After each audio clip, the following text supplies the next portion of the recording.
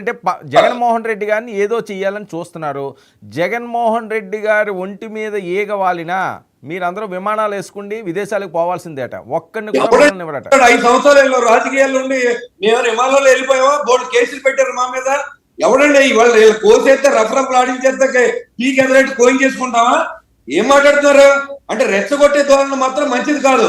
ఇవాళ మీరు ఓపీ పట్టండి. ఈ 5 years లో మీరు ఏం చేస్తారో చెప్పండి ప్రజలకి. మేము చేయలేని మంచి మీరు ప్రజలకు చేయండి. మీరు అధికారంలో రావాలి, కానీ మేము వస్తే మిమ్మల్ని కోసేస్తామంటే మేము వచ్చి మిమ్మల్ని కోసేసామా? ఆ రోజు ఏ రోజు తప్పులు చేశారో ఆ తప్పులు చేసి లూటీ చేసిన నాయకులు జైలుకి వెళ్ళవలసిందే. వాళ్ళకంతా నేనైనా వెళ్ళవలసిందే, దాంట్లో ఏం అనుమానం లేదు. కాబట్టి మనం మాట్లాడేటప్పుడు ఒక టీవీ ముందుకో మైక్ పట్టు మాట్లాడినప్పుడు 8 లక్షల మంది చూస్తారు మనల్ని. ఒక మాజీ ముఖ్యమంత్రి స్థాయిలో ఉన్న వ్యక్తి బరాబర్ అంటే తప్పే ఉంది అన్నాడు. మన పార్టీకి ఎవడన్నా తప్పే, మిమ్మల్ని అన్నా తప్పే. ప్రజాస్వామ్యంలో ఇద్దరు పోరాడుతున్నాం అంటే అధికారం కోసం పోరాడుతున్నాం, సేవ చేయడానికి పోరాడుతున్నాం. డిసైడ్ చేసి ప్రజలు మీరు నేను కాదు, ఓట్లు మనం వేసుకోం. మిమ్మల్ని తిరస్కరించారు, మమ్మల్ని ఆశీర్వదించారు. ఓకే, ఆ విధంగా మనం పనిచేద్దాం. మేము ఓడిపోయినప్పుడు ఖచ్చితంగా విజయం మీదే, నేను ఒప్పుకుంటారు.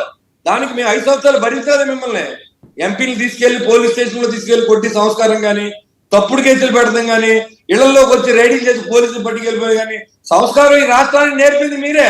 ఇవాళ తప్పు చేసిన శిక్ష వెళ్తే అయ్యో బాబు అవసరం లేదు. నోరు దగ్గర పెట్టుకుంది. పార్టీలు ఏదైనా జగన్మోహన్ రెడ్డి గారు అంటాం, రాజశేఖర్ గారు అంటాం, మిమ్మల్ని సింగిల్ గా మాట్లాడితే మాకేమైనా కలిసి వస్తుందా? మీరు లైన్ తప్పినప్పుడు మేము ఖచ్చితంగా లైన్ తప్పుతాం. మీరు ఇంకా 4 సంవత్సరాల అధికారం ఉండగా ఇవాళ ఛాలెంజ్ చేస్తా ఉన్నారు. ఏంటి మీ అర్థం?